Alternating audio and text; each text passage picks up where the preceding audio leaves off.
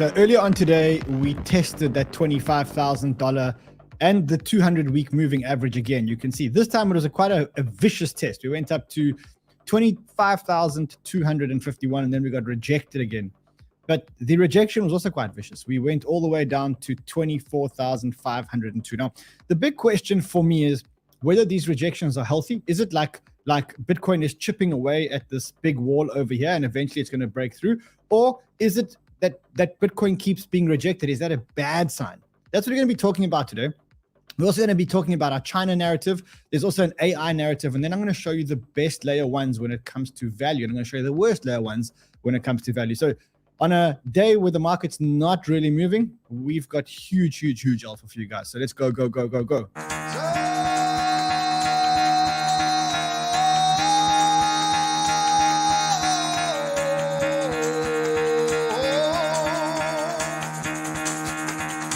Get the fuck out of bed, bitch. Go.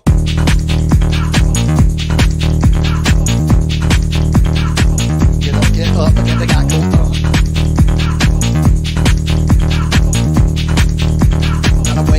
Time to wake up, bitch. Get up.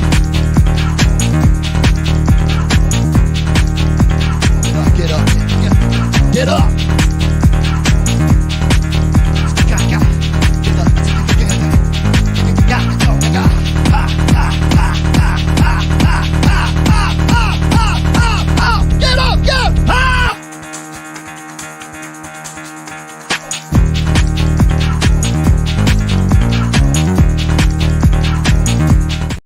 Okay, so we did start early today. But tell us whether you're still here. Tell us whether you're present. 𝗙𝗵𝗲𝗁, if you're here, tell us you're present. Jeremy, if you're here, tell us you're present. Elliot, if you're here, tell us you're present.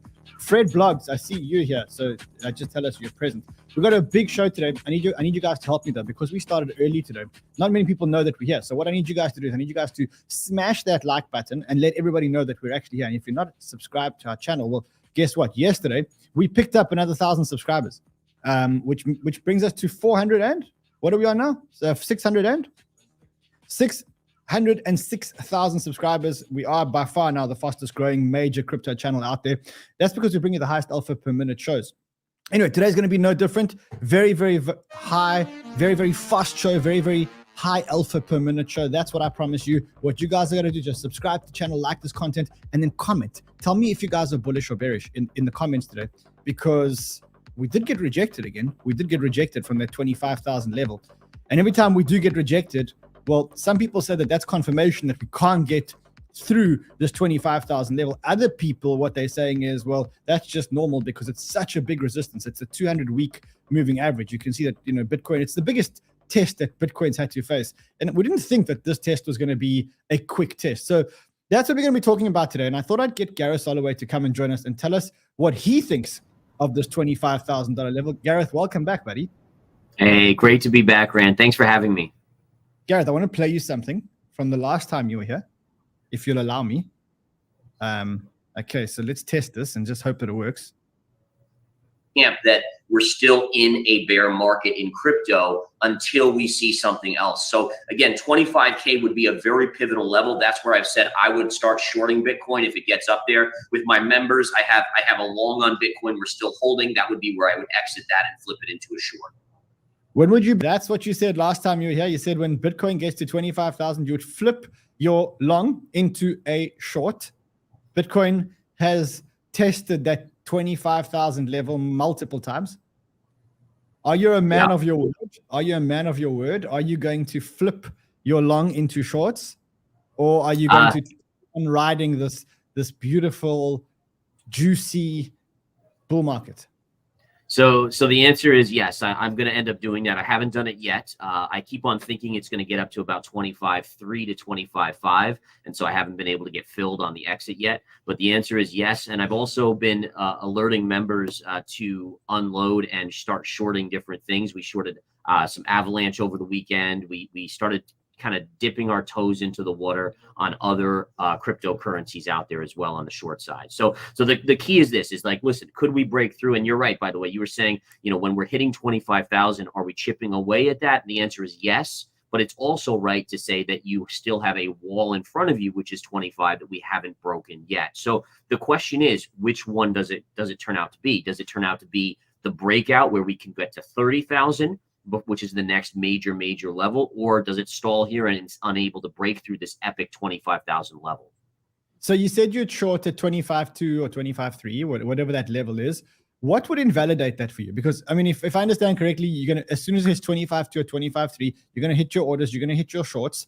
What would invalidate that for you? Where would you put a stop loss? Where would you say, hold on a second, we're actually going up to the I mean, if I look at my chart, and my chart's obviously not as good as your chart, but for me, once we break this 25,000 level over here, I don't see much resistance until 30,000. I mean, you can say it's 29,200, you can say it's 32,000, but there's not much resistance until that point. No, that's exactly what my chart shows too.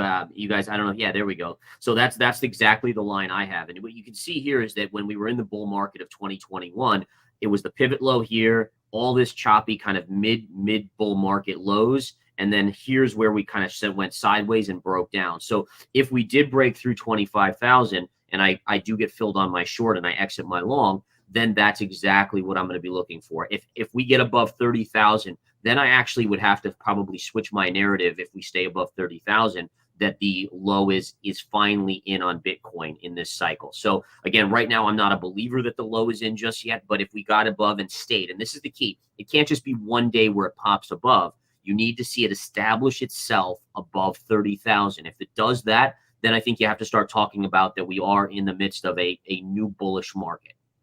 Okay, hold on. Explain this trade to me. So you go short at 25,200, you go short at 25,300. You ride the short up until 30,000 if it gets invalidated. But that means you're riding it up till 32,000. That's a $5,000 move, which means that you probably have the same, you're probably expecting a bigger move than the $5,000 to the downside if you were taking that trade, right? Correct. So per the chart, if we can, you can see the channel that we're in too, right? So not only is it that flat top at around 25,000, but we also have this upsloping kind of channel that we're in, and we're hitting the high end of that, right? So if we come down and if we can take out 22,000 to the downside, you have no major support until you get down to about 18,003 to 400. So that gives you at least about 7,000 on the downside before you hit major support. And that's assuming that we don't break that at some point and start heading back to the lows on the chart.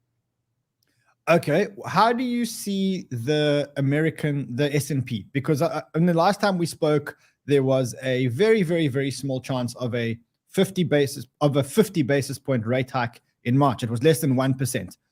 Now, when I look at the chances of a 50 basis point rate hike in March, it's gone up to 21%. On Friday, we've got the PCE numbers, the PCE inflation numbers, which is the measure that the Fed actually look at when they measure inflation. And a lot of people think that we may get a disappointing PCE number because we're a disappointing CPI number. How does this all play into the US market?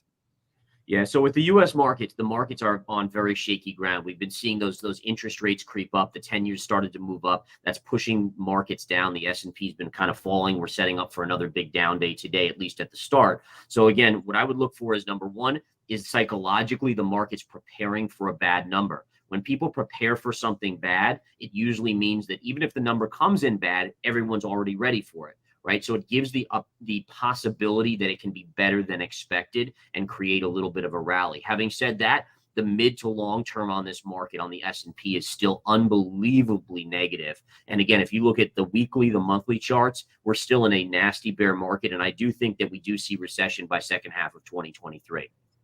Okay, help me understand this. So I'm looking at, I agree with you regarding the S&P. I agree with you regarding, I mean, I looked at the US 10-year. You can see that the US 10-year is starting to creep up.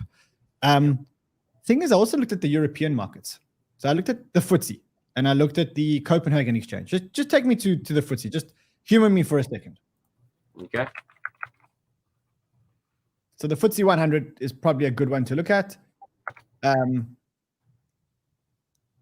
Just zoom out for me. Okay. The FTSE 100 is at all-time highs. Yeah. It's at all-time highs. I'll give you another market that I think is worth looking at. Look at the ASX, the Australian Stock Exchange.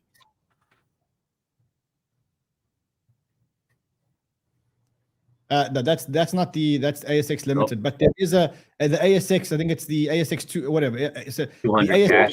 Yeah, probably that one. Also at all-time highs. So the Aussie Stock Exchange is also at all-time highs. The FTSE is at all-time highs. The French, the CAC 40, the CAC 40 is at all-time highs. How do you reconcile that against the US market, which is not at all-time highs yet? To me, it may mean that the US market's got some catching up to do. Yeah, you could take it that way, or you could take it a different way. Like think about this, right? If we look at like the Brazilian market, the 𝗵𝗲𝗄, and you look at this comparatively to the U.S. markets, what is this telling us, right? And if we look at, let's go to the monthly chart of the 𝗵𝗲𝗄. Look at this is the monthly chart. The last time you were at an all-time high on the Brazilian market was in 2008. And look at how far away it is. So for me, this is what tells me it's a rotation of capital. So since COVID, during COVID, even since 2009, we saw money flow just rushing into the U.S. The U.S. was the place to be. I think money is starting to recognize the Fed's no longer a dove, and likely won't be becoming a dove again anytime soon. And what that means is the markets and investors are now looking for other areas to invest in outside of the U.S. And if you look at Europe, for instance, what they're going through with the natural gas problems and all of the different issues due to their economic woes from Russia, you probably are now looking at maybe opportunities there. So money's flowing there. Money's going to flow to China. Money flows to Brazil. I think the U.S. markets are going to end up lagging, and I ultimately think you'll see that lag continue. Okay, let's look at one last chart. Let's look, actually two charts. Let's look at the 𝗥𝗍. So the 𝗥𝗍 was behaving itself. Now back above 104, if I remember correctly. Before the show, I looked at it, was back above 104. Let's look at that. Yep. Yeah. So check this out. So this is a beautiful chart because it told us that the dollar was going to start to rise. Number one, we fell into major support right here, and also if we go to your weekly chart, you can see this trend line to here and connected through this little low here, and it gave us exactly the low on the 𝗥𝗍. Then what's even more beautiful, we got the 3-bar surge with a bull flag, right? So that told us that we were going to have a breakout, and the breakout is in motion. I had the 𝗥𝗍 going up to 105.50 before we hit major resistance. So there's more upside in the dollar. If you zoom out a bit on and you go bigger time frame, do you see the 𝗥𝗍 going back down to under 95, 96, or do you see the dollar going back up to around the 114 area? What would be your prediction if you looked at the charts? Prediction wise, I'm in the camp that the dollar topped when you had basically this high here. So I don't think, I would be somewhat surprised to see us make a new high on the dollar. I think that the US is going to be in kind of a long-term recession once it hits it. I don't think it's going to be a depression, but I think you're going to see this market and this economy that's stuck in this long-term kind of market where it just continues to be unable to get out of it because the Fed is unable, because of inflation remaining somewhat on the higher side, to print us out. So it's going to be like a shallow recession, but it's going to basically put us at a disadvantage compared to the rest of the world. I think you see a lot of the other global economies starting to gain on the US over the next 5-10 years. So you last time came on the show, I asked you what your best trade for 2023 is. You said your best trade for 2023 would be gold. Yep. Still hold that thesis?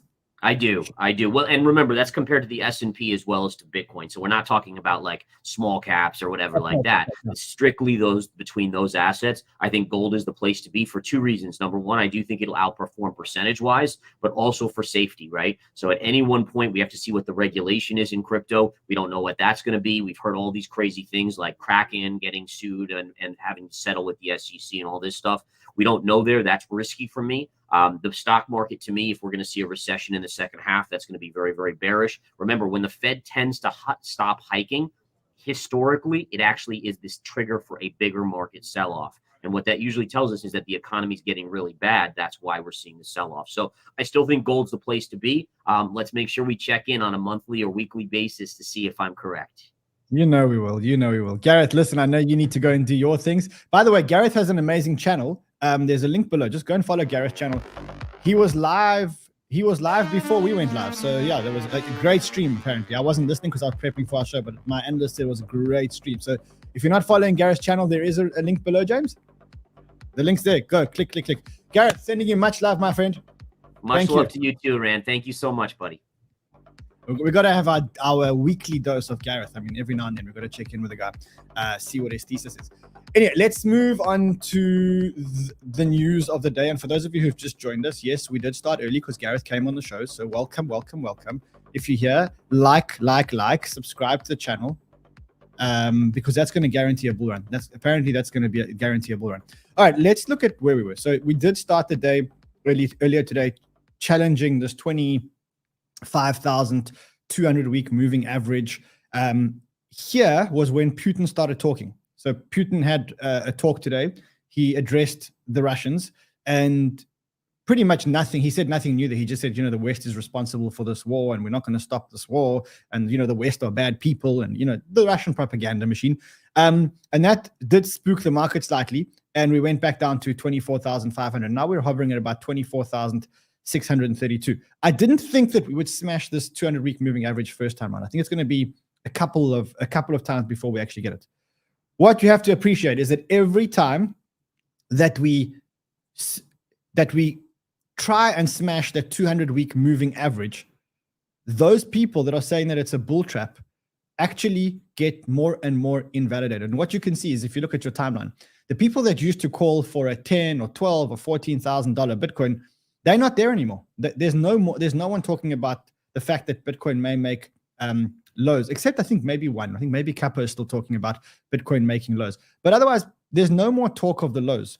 And I believe that as this market continues to rally, if this market continues to rally, all those people are going to get sucked into the rally, like we got sucked in very early in the rally. Now, I did see this tweet which summarized whether this is a bull trap or whether this is the beginning of a real pump or of a bull market. And what he says is the current price increase is over 55% in Bitcoin has caused a lot of euphoria, although there were some critical voices. Now, he looks at four things. He looks at the halving, he looks at the bull run, he looks at the bear market, and he looks at the accumulation. So regarding the halving, I found a better graphic for us. And this graphic shows that we are now 70% of the way towards the halving. The halving indicator is the most reliable, accurate indicator of bull markets, because that is how Bitcoin is programmed. It's basically programmed around the scarcity. And what you can see is that every time that we've been 70%, that's been just past the bottom. So that was the bottom over there. That was just past the bottom over there. And you can see that same pattern is starting to play out over here. So from a halving point of view, you kind of have your validation. So you can see that even on his chart over here, you've got your, now it's the accumulation zone, and then we go into the bull market zone, which is exactly the same as all the other halvings. He says, and when the bull run appears, the bull run will last several months. So what you can see is if you look at this, and I think here he's looking at the monthlies. You see, we had this accumulation zone over here. And then what you can see is that usually this is followed by month after month after month after month of green candles. So usually when the bull run appears, it's quite a vicious bull run. The downside here, if you look at this, you can see that the first run was on Bitcoin 406x, the second run was 125x, the third run was only 20x. Maybe this run can only be a 5x on Bitcoin. But be that as it may, what we can see is that we've passed the accumulation zone, and we're actually starting to, this is our first, we had January, which was our first bullish month. February, as I said to you guys yesterday, we're pretty bullish. So from that point of view, we tick the box. Okay, so in terms of the halving, we tick the box. Okay, in terms of the bull market and the bear market, he said, all bear markets have ended with some kind of double bottom, whether it's a Adam and Adam, or an Adam and Eve, or an Eve and Adam, or an Eve and Eve. Yeah. So for those of you who are not sure which is the Adam, which is the Eve, Adam is the one with the spike, Eve is the one with the curves. So that's how you know whether it's an Adam and Eve. Now you can see in 2011 we had two Adams, so we had a spike and a spike. We don't want two Adams. We prefer an Adam and Eve, or an Eve and an Adam. And if you can get an Eve and an Eve, that's a bonus. But we don't like Adams and Adams. Well, I certainly don't like watching Adams and Adams. What I do like watching is Eve and Eve. You see, so you have an Eve and you have an Eve. So that is also a double bottom. YouTube is going to ban the show. So we had an Adam and Eve in 2015, which was a double bottom pattern. In 2019, we had an Adam and we had an Eve. And now in 2023, we've had 2 𝗵𝗵s. So we have actually had a double bottom pattern, which, by the way, he says that all bear markets have ended with a double bottom. So we've had the double bottom pattern here. He says we're also actually in a textbook Wyckoff accumulation, and we're in the phase D. Now, if you look at the textbook Wyckoff accumulation and you compare it to where we're at today, I think he may have a point here. And you can see that we're going to get through this resistance in phase D, which, by the way, corresponds to the halving cycle. And then phase E is when we actually start moving past this. We need to get through this resistance. We need to get through this 25 and then this $30,000 resistance. So that's, from that point of view, we're good. This is where I disagree with him. So he says the last part of it is accumulation. And he's saying, okay, let's look at who's been accumulation. And he says there are some anomalies here, because he says Bitcoin and other coins are obviously bought with stable coins. And he's saying that a lot of this has actually been people trading out of BUSD because of this whole Paxos thing and trading into Bitcoin, and that's driving the price up. This is where I challenge him, because I don't think that all the buying has been BUSD type buying. And I'll show you why I don't think so. So the first thing that we have seen is that more Bitcoin are moving off exchanges than we've ever seen. Why is that important? Because I showed you guys yesterday that the Bitcoin that are being bought or that have been bought was a transfer of Bitcoin from the weak hands, the traders, the jelly hands, to the strong hands. And the strong hands don't sell. What they do is they take their coins off exchanges. And the thesis is validated here, where we can see that there's been higher net outflows off exchanges. We also know that call options, that the number of call options is the highest that it's been in 3 months. Now, who's buying call options? Smart retail investors and institutional investors. And that's why at the end of the show today, we're going to talk about how do you use call options. But what we can see is that smart money is actually starting to buy, because the call options, now remember, call options are bullish, put options are bearish. And what we have is we have the call option buying at the highest price, which means that institutions and smart people are buying, are getting into the market.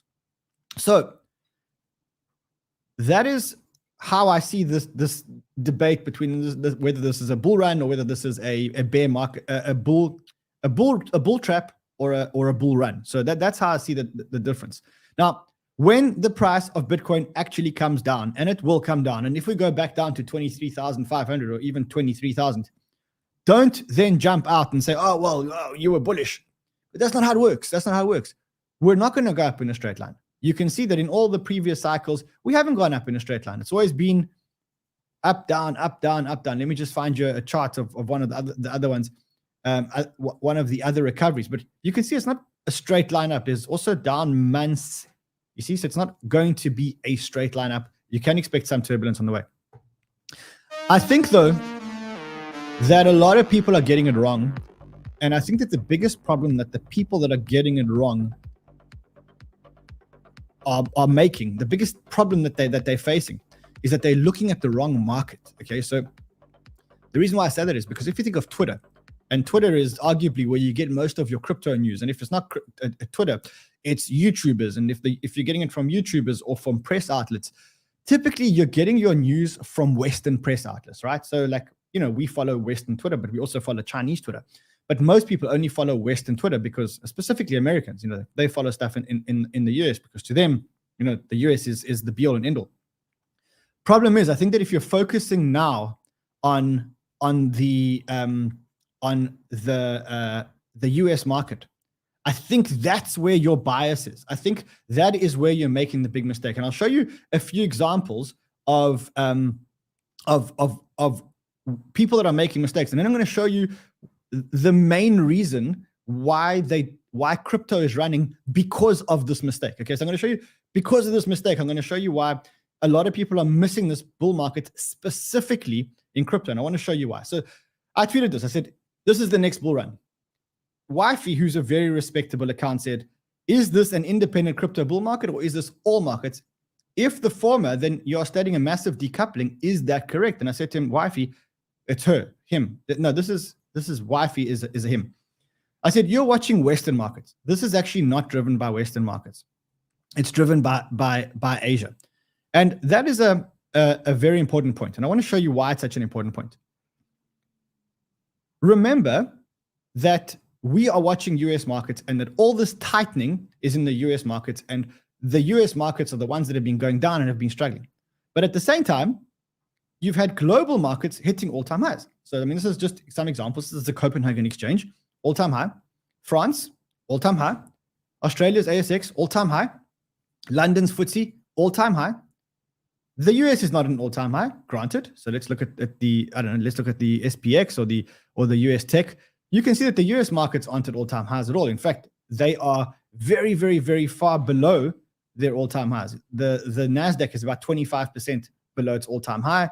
Let's look at the S&P 500, the US 500. It is currently 16% below its all-time high. So the people who are watching the US markets are in this bear pattern. They're in this pattern that the markets are not at all-time highs, that they're in a bear market, that they're not getting out of it. But I can show you and I can tell you for free that there is no bear market here in London. There is no bear market in France. There is no bear market in Australia. There's no bear market in Copenhagen. These are all at all-time highs. There is no bear market in China. There's no bear market in Asia. Those are all flying at the moment. So if you've got a bias where you are looking at the US market, you're missing this whole thing. And I want to show you something else. So over $6 trillion in global liquidity has entered the system in the last 5 months, leading to a rally in risk assets. Hold on a second. Didn't we say that the US is cutting? Didn't we say that there's quantitative tightening? Didn't we say that we're taking money out of the economy? If that's the case, then how is it that $6 trillion in global liquidity has entered the system in the last 5 months, leading to a rally in risk assets? And why has crypto been the beneficiary, the biggest beneficiary of all of this? And the answer is very simple. Global liquidity is not just US liquidity. Global is now the name of the game. So yes, the US can continue to cut its balance sheet, and I did have one or two slides around the Fed's balance sheet, but the US can continue to cut the balance sheet, but that means nothing if the Asia narrative, if Japan alone is purchasing more assets than the Fed are selling. Well, then you can cut the money in the US and you can put money in somewhere else. And the net effect is that there's more money in circulation. So yes, the US can continue to tighten their balance sheet, and the US can continue to increase interest rates. But that all disappears when you put it in context of a global market and you say, okay, US, you can cut your balance sheet, but hold on, Japan is not cutting their balance sheet. Japan is putting more money into circulation. China is putting more money into circulation. In fact, in one day, China put $92 billion into the market in one day, which is the total amount that the US is trying to get out of the market. So the name of the game is actually not the US, but the name of the game is global liquidity. And the problem is that the US is trying to cut, but the rest of the world is actually putting money into the economy. China doesn't care about the US policies. China is now opening their COVID trade, and they're putting more money to stimulate their economy. Who's the biggest beneficiary of all of this? Well, which market do you know in the world that is global? I guess you could say gold is global. I guess you could say oil is global. But the most liquid, highest return market right now that is global and accessible to everyone 24/7 is the crypto market. And so it makes sense that if global liquidity is being increased, regardless of what's happening in the United States, it makes sense that if global liquidity is being increased, whereas the US markets may be going down, whereas other markets may be going down, it makes sense that the global market, which is crypto, will enjoy the global liquidity.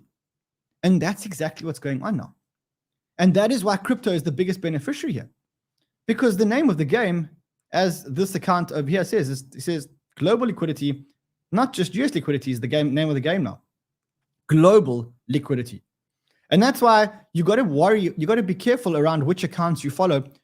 and where you're consuming your news. Because you know what the truth is, if you had been consuming US news, you would have been in a depression, and you would have thought that markets were crashing, and you would have thought that markets would never recover. But if you've been following the European market or the Australian market or the or London, well, then you're at all-time highs.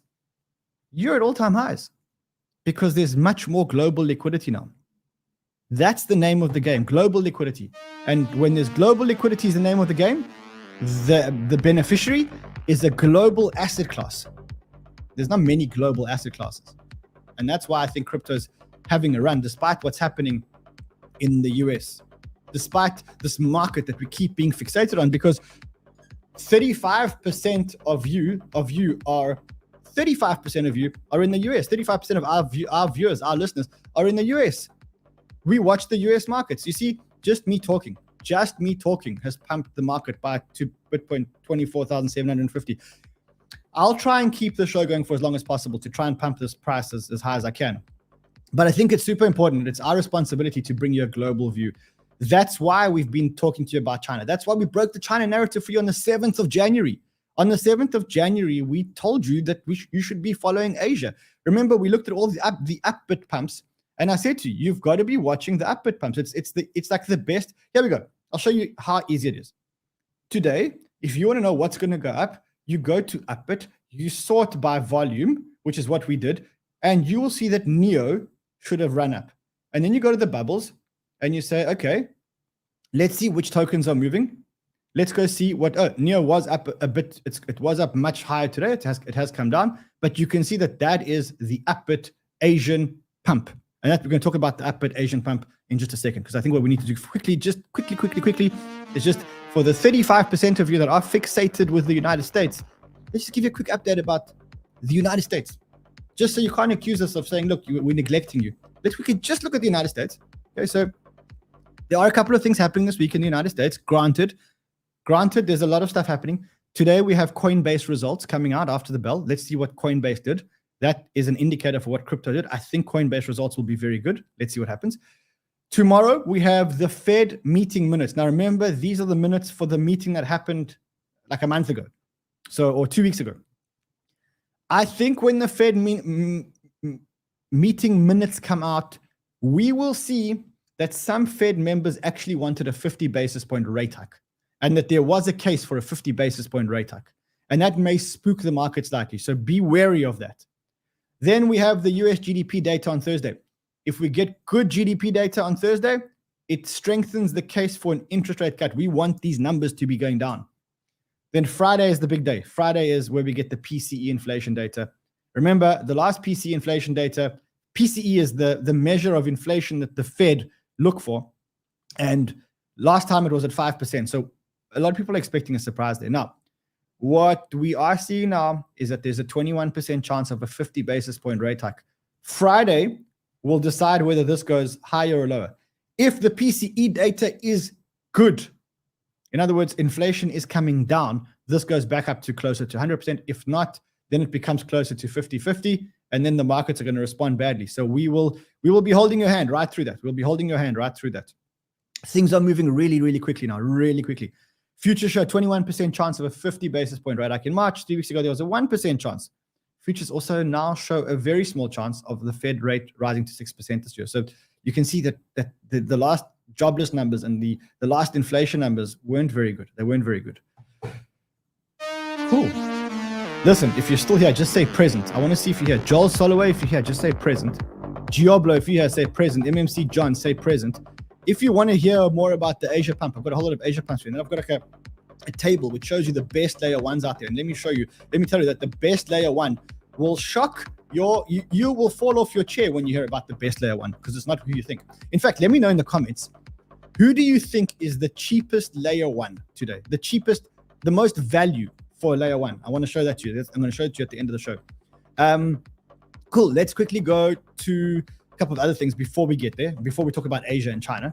So first of all, I read this tweet yesterday that said more chatter that Grayscale could be poised to win its appeal case against the SEC on the 7th of March, turning GBTC into a proper spot Bitcoin ETF. Legal minds believe their brief is powerful and the court may be prone to pushing back on regulatory overreach, which means, could we actually get a Bitcoin ETF? I don't think so. But that did lead me to look at this.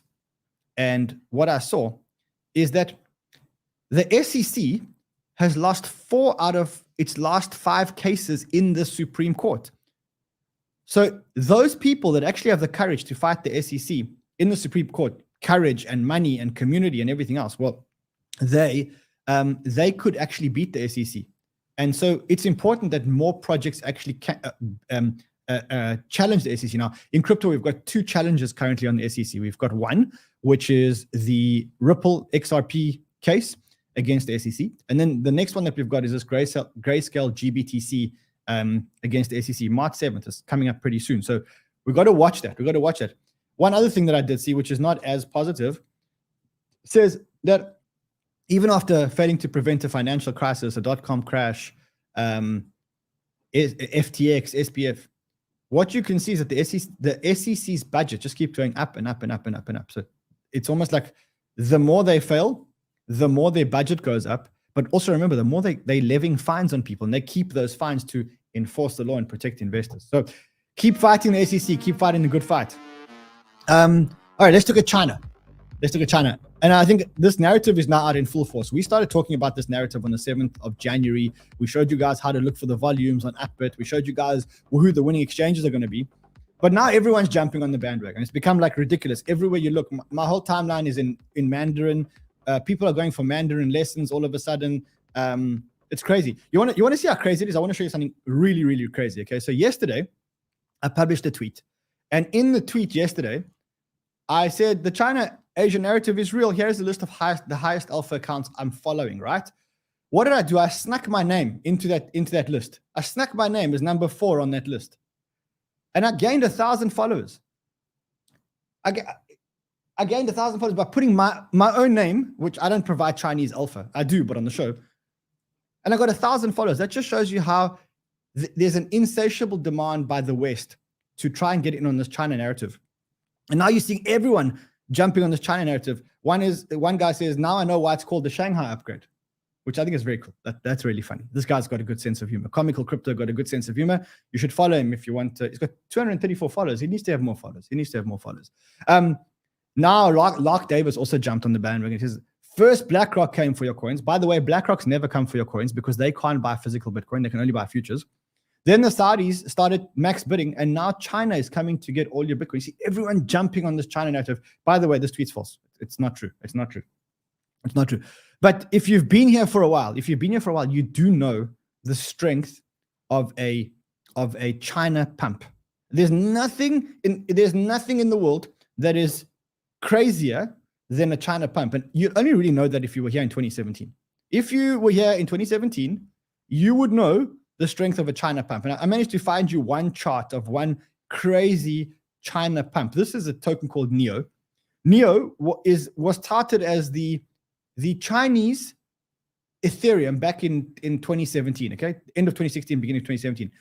Started trading at 7 cents. Now, look at this.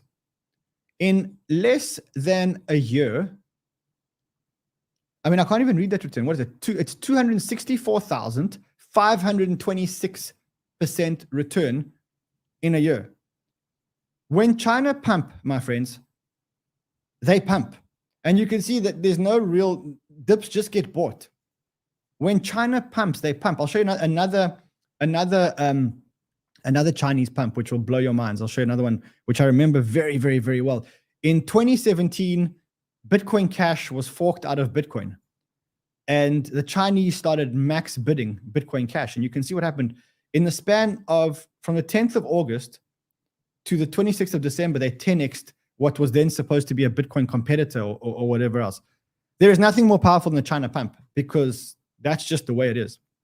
And so it's important that you are tuned into this narrative. It's super important that you're tuned into this narrative. And you can see even now, like I saw this as well. He said, regarding the China hype, the activity during Asia afternoon to evening is insane for Ethereum and Arbitrum compared to hours when Asia is asleep. And the same thing happens on everything else. If you want to see, you saw how STAX pumped the last couple of days. Where did the volume come from? Volume came from Korea, from China, from ByBit. Where did the volume NEO pumped? Where did the volume come from? NEO came from China or Korea. So it's the power of these Asian pumps. You see, that's the NEO pump. Here it is. Here it is. You can see it went up 100%. Where did it go up? It was Korea. You can see that's where the pumps the pumps are coming from. The pumps are coming from China. And so we need to focus on this Chinese narrative. And I saw some more Chinese tokens being shilled. So the ones that I saw being shilled today, I saw Filecoin being shilled. We know this. We know that there's a event in Shenzhen on the 25th of February. So that one is being shilled. We know that. That's a file storage protocol. We also know CFX Conflux. This one's got a lot of hype. It's this China regulated, they call it regulated, blockchain. And that one has a lot of hype. The other one that has a lot of hype, which I saw, Phoenix Chain. So Phoenix Chain also has a lot of hype because they have this AI narrative. The token, by the way, is PHB. Then Coco's BCX, another one that is starting to run. 𝗏𝗵𝗲𝗃, we spoke about that. Let's see if there's any other ones here that we don't know. I also saw this list, which basically breaks down the China coin narrative for 2023. Very cool. They said CFX powering the Instagram of China, which is the little red book, and developing BSIM. CKB, China's public blockchain chosen by BSN China. And he makes a whole list of so Filecoin is Chinese mining it. So what I suggest you do is go to BXR Research. Just go to BXR Research and just follow him, or just download this chart. You can see all the Chinese narrative coins. And when we get a Chinese run, then just follow these Chinese narrative coins, because that's the easiest way to make the money. That is, so yeah, the same coins keep coming up. It's NEO, CFX, IOST, CKB. I must warn you though. I do think that a lot of these coins are garbage. So if you are buying these coins, you are buying because you respect the pump. You're buying because you're momentum trading. You're buying because of hype, like you were when there was an AI narrative, where you knew that these AI coins were not really sustainable. It's just momentum trading. It's following the bees. That's all it is. You're just following the bees if you're buying into these narratives. That's it. All right, let's carry on. Let's talk about more pumps. The other pump that you need to be looking at, exchange pumps. Now, as I said to you before, we have vetted exchanges. We know which exchanges are good, which ones aren't. Bitget, which is one of our sponsors, is applying for a license in Hong Kong. A lot of the companies are applying, but the exchange tokens, the ones that are China-centric or Asia-centric, are going to have the biggest pumps. So who are the most Asia-centric exchanges? It's not Coinbase. It's not Kraken. It's not those. The Asia-centric exchanges are OKX, which is our sponsor, our partner. By the way, they are running a $10,000 mystery box challenge. There's a link below. Sign up using our link, and you open a box and you can win up to $10,000. I think it's well worth it. Also a sponsor of our show. So we've vetted them. They're very, very, very cool.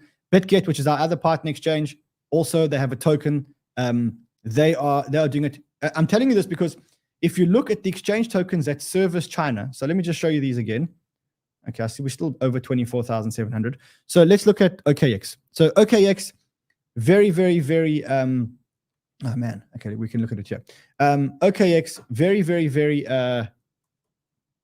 okay, sorry, it's OKB, that's why it didn't work. Okay, the OKX exchange, very, very Asia-centric. Their roots are in Asia.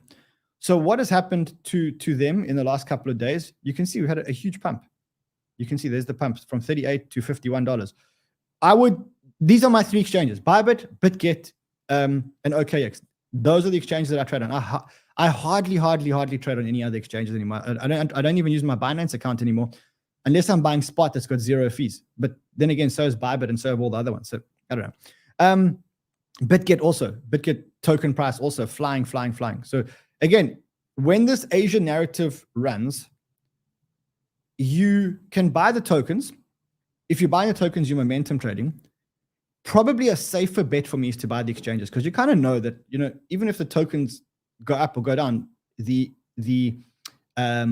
exchange tokens, and specifically the exchange tokens that service China or the Asians, those exchange tokens are almost guaranteed to fly. So that's, for me, is a safer bet. If you're going to be trading in and out of the Chinese tokens, you got to be fast. You got to be super fast because otherwise you're going to get wiped. You're going to get wiped. All right, let's talk about layer ones. I want to show you layer ones. I want to show you how a big exercise that one of our analysts did around all the layer ones. And I mean, he did a lot of work. What he did was, this is super important because we think that there's a layer one narrative about to play out. And the question is, which layer one is the cheapest and which layer one is the most expensive relative to the usage on the network? Okay, so what we did was we plotted the daily active users for these chains since December. And we said, look, let's just plot for the last 2 or 3 months. Let's plot their daily active users. And we did that. So we went and we plotted all their daily active users in terms of daily active addresses. We did Solana, 𝗵𝗲𝗃, Cardano, Ethereum, Phantom, 𝗕𝗵𝗲𝗃, Optimism, Polygon, 𝗦𝗵𝗲𝗃, BNB, Canto, Osmo. We went through all of these. And we wanted to see which is the best layer one or layer two. I mean, you know, we know that Arbitrum is a layer two and whatever else. Anyway, what do you think? Tell me in the comments who you think is the most expensive, worst value for money layer one, and who you think is the best value for money layer one. I guarantee you it's not what you think.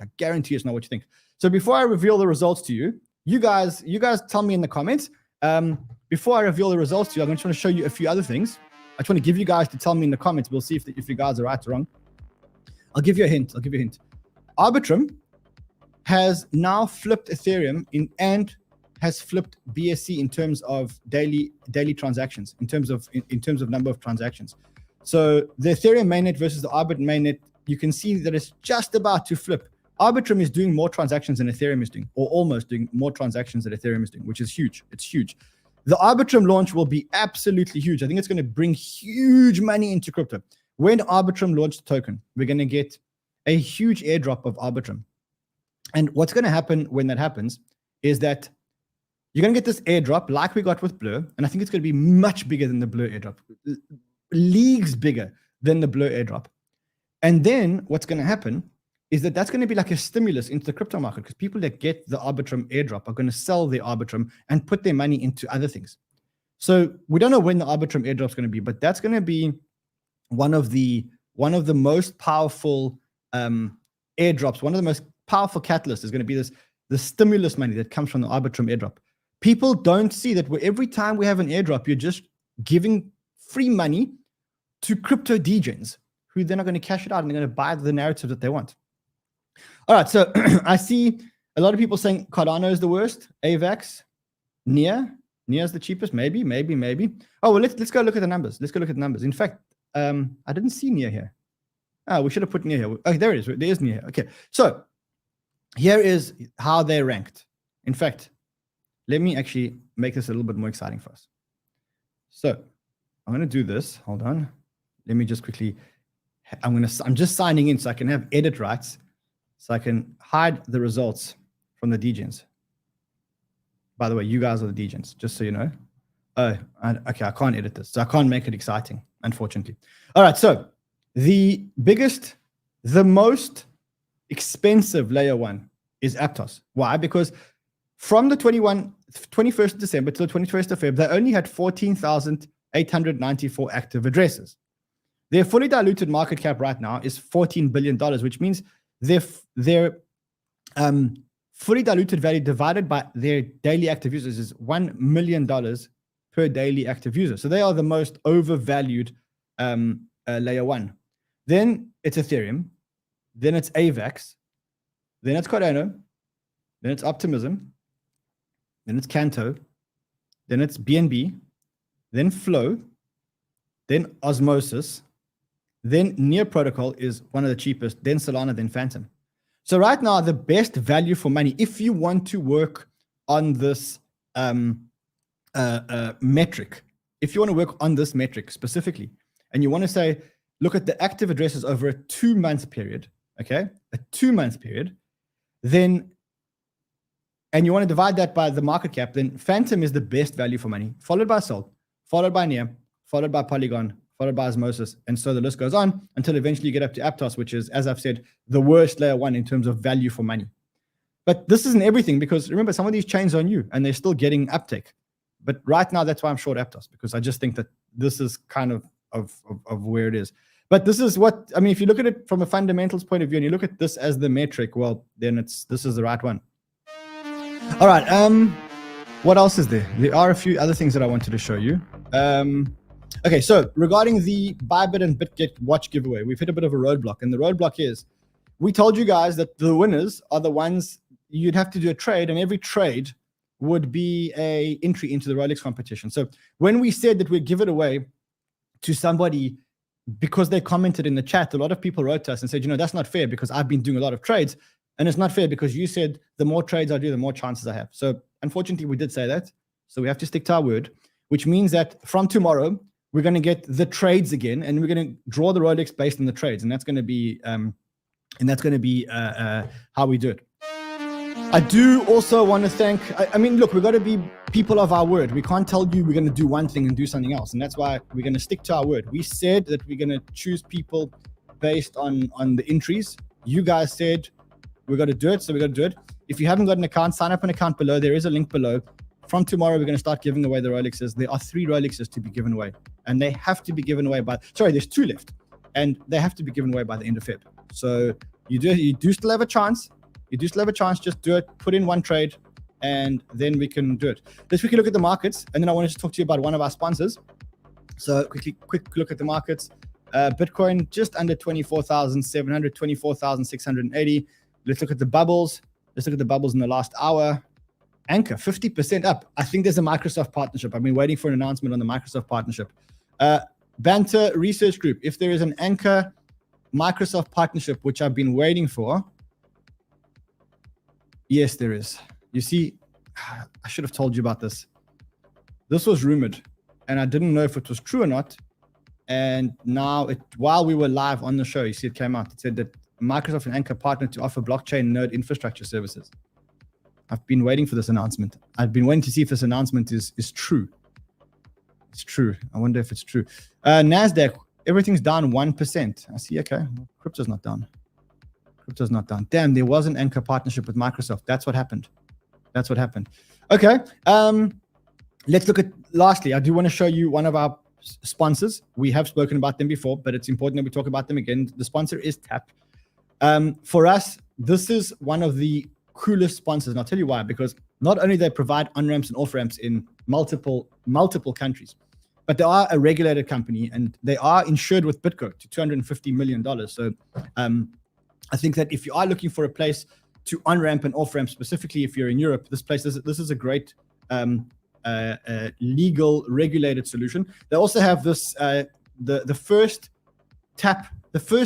MasterCard, which is the TAP card. A lot of you already use this TAP card, but I think if you go and check it out, go look at this. It's tap.global. There is a link below, and they say that a lot of you are saying it's not in the US, but very, very, very soon they are going to be available in the US. So yeah, for me, very cool. They've got over 100,000 users. These are one of the good guys, and you can earn by depositing your crypto. So you can earn up to 5% and get paid weekly if you want to do it. Alrighty, I think that's us for today. Let's quickly just see if there's anything else that broke in the research group. Let's just see here. Nothing in the research group except the Anchor partnership. Man. I do see this, which is probably worth reading to you guys. It says bonds are down like 10%. Stocks down like the Fed pivot is gone. VIX is the highest till December. Mortgage demand at 25-year low. Oh, come on. Yeah, okay. Recession fears are back. Yeah, we've heard of all of this. Nothing new for us. I'll see you guys again tomorrow. Until then, look after yourselves. Trade well, my friends.